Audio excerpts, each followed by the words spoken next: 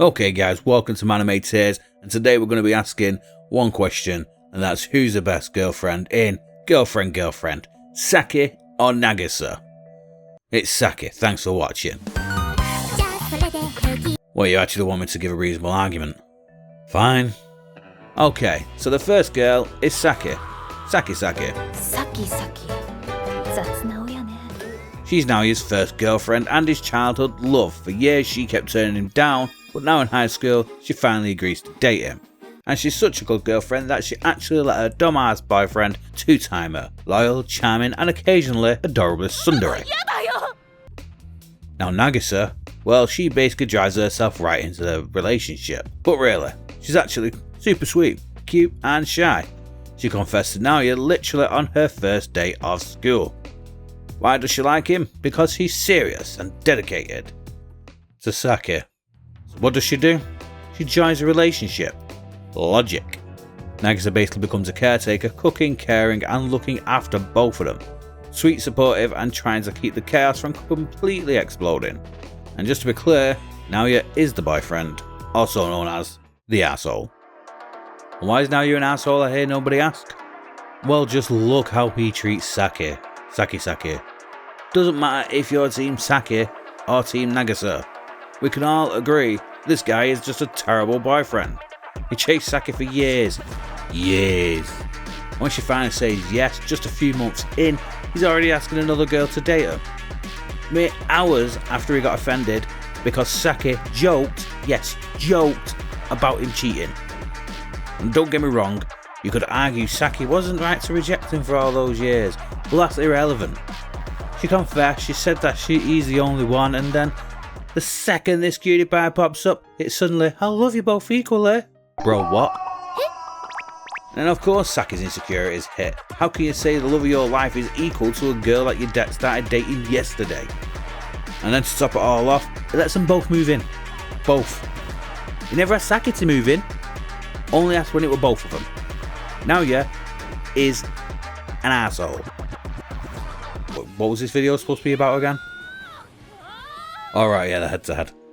So how we're going to score this then? Well, each girl's going to go head-to-head in 6 different categories. And using obviously the most advanced peer-reviewed research conducted by the finest waifu scientists across the globe will determine who truly deserves the title of Best Girl. Here's the categories. Quick overview. Number 1, loyalty and reliability. Can it be trusted? Or do they show up when it counts? Number 2, personality and charm. Are they lovable, unique, iconic? The kind of characters that you remember or sometimes even haunt your dreams. Number 3, character growth. Do they actually develop or do they just stay flat? Character wise, that is. Number 4, iconic moments. Do they have defining scenes? Number 5, design and style. That's visual appeal, voice acting and character design. Or to put it bluntly, are they hot or not? Number 6, the overall impact on the story. Would the anime be the same without them? Would we be the same without them? Alright, now that's the rules out of the way, let's get to the rating. Alright, first up, category 1, loyalty and reliability. First off, Saki, she might be jealous, sure, but at the end of the day, she stuck around when Naoya decided to become Captain Dumbass of the SS two-timer. That's loyalty, if I've ever seen it. And don't forget, she is his childhood friend. Yeah, she took a sweet time saying yes to dating, but that's some history, and them bonds run deep. But what about Nagisa? She walked straight into an established relationship and said, yeah, maybe I'll just join. Credit where it's due, she's reliable, cooking, caring, basically holding the household together, but loyal? Yeah, that's when it gets kind of messy. She knew now you already had a girlfriend and still tried to snag him. Can you really trust someone who has such disregard for somebody else's loyalty? So when it comes to loyalty and reliability, the first point goes to Saki. Saki 1, Nagisa 0. Alright, now on to the second category, personality and charm. Are they lovable or iconic? Do they remember them long after the episode ends or not? Well, Saki for a start is your classic tsundere, but with a bit of depth. She's fiery, loyal, and occasionally hilariously petty. And all those little moments where she softens. Iconic. You can't help but remember her expressions, her comebacks and her snark. Saki's personality hits hard because it's consistent, strong and really entertaining, and at times when her insecurities about the relationship arise, you can actually feel for her, you know? A tsundere with a real complexity. Nagisa, on the other hand, she's cute, shy and bubbly. She is the adorable newcomer to the group. She brings an energy that makes every scene lighthearted and fun. She's sweet, she's earnest, but does she have that same memorable punch as Saki? Her charm is undeniable, but it's more subtle, less iconic. She usually cleans up the chaos rather than creates it. So for personality and charm, again Saki takes this one. Memorable, bold, and a big reason to watch the show and remember that chaos. Saki 2, Nagisa 0. The next up is category 3. Character growth that evolve over the series or to stay the same, and the dynamic, learning, changing, or just stuck in their usual pattern. Well, Saki starts off all stubborn and hard to get tsundere style, and a little wary.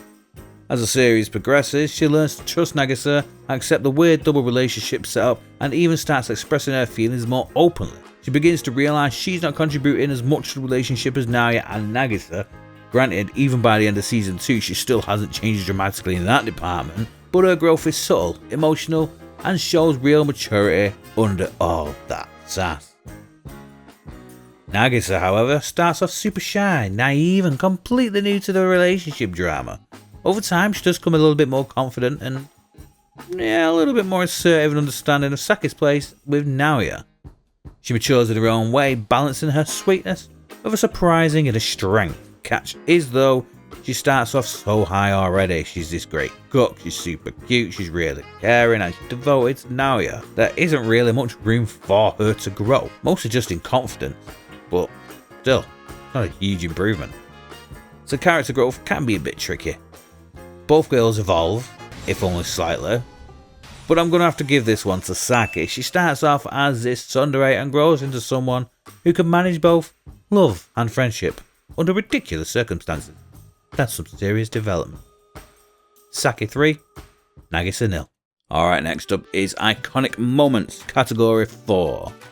These are defining scenes that stick with you. Clips you quote, meme, or replay just to soak in all of that chaos. And Saki has a ton of standout moments.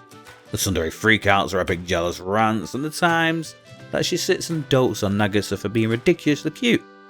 Each moment's hilarious, memorable, and somehow rather endearing. You know it's Saki the second you hear her scream in rage or you see that glare. But Nagisa's iconic moments? A little softer, but still unforgettable. Her first confession, the way she takes care of both Saki and Naoya. Those little shy smiles and the panic when the relationships get a little too romantic. She's sweet and she's wholesome, but don't underestimate her like the time she blackmailed Milika into keeping quiet.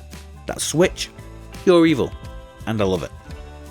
So for iconic moments, I do have to give this one to Nagisa. She's cute and adorable, but when she switches, she's just downright evil, and that contrast is some of my favourite moments in the show. So Saki 3, Nagisa 1. Category 5. Design and Style. This is all about the visual appeal, and the voice acting, and the overall aesthetic of the character. Basically the easy on the eyes or just painful memory in other ways. And Saki, well, she rocks that classic tsundere look, the sharp expressions, the fiery eyes, and the hair that somehow stays perfect, even when she's mid anger tantrum. Her design screams I'm cute but don't mess with me, and her voice actor nails every sass-filled line while still being unbelievably cute when the moment calls for it. Nagisa, however, her design on the other hand is cuter, sweeter, the big eyes, the warm expressions, the subtle gestures that make her adorably cute without even trying. She's like a comforting pillow with two large comforting pillows. And even when she shows her ruthless side, she's still ridiculously cute. She has a face that screams I thought this was obvious. And the voice acting captures this perfectly. So in the end, I have to choose Nagisa. She's just so cute and sweet, and yeah, that maid outfit, sorry Saki, but I know the bunny outfit and all, but the maid outfit, you know. Saki 3, Nagisa 2. And the final category, ladies and gentlemen, overall impact on the story. Which girl truly drives the narrative and keeps it interesting? Now Saki is the foundation. Without her, Naga's love life basically doesn't exist. He'd have a calm and quiet life, a normal high school drama. She sets the starting point, being the key girl in his love life. And most of the wild stuff actually occurs because of her, because she's a crazy tsundere. However, Nagisa is the catalyst. She's the one who jumps into an established relationship, and suddenly everything explodes. Now he has antics, Saki's jealousy. All the twist and the chaos is because of Nagisa's original decision. She's the one who initially drives the story forward. Everything comes back to Nagisa being the girl who joined the relationship, and she shakes up every dynamic and makes the anime truly unpredictable. Without Nagisa, it'd just be Saki and Naya quietly dating. So for the overall impact on the story, it has to go to Nagisa. She may not be the foundation of the love, but she's a spark that makes everything happen. The chaos only exists for Nagisa. Saki 3, Nagisa 3. We have a tie, folks. But no, that is not possible. We cannot have a tie. There can only be one winner here. On the Waifu Wars, they are neck and neck, 3 points each. Both girls bring something unique to the table. Saki with her loyal tsundere charm, Nagisa and her sweetness and a maid outfit. So this time, when all else fails, there's only one thing it comes down to. Whose boobs are bigger? And with exact scientific comparison, we can determine Nagisa wins Best Girl. I'm sorry, Saki. Still my favourite, but the boobs have spoken and the tie has been broken.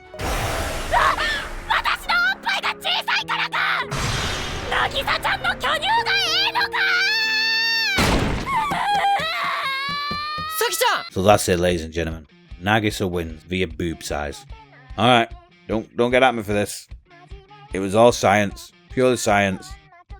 Anyway, that's it for today's Best Girl debate.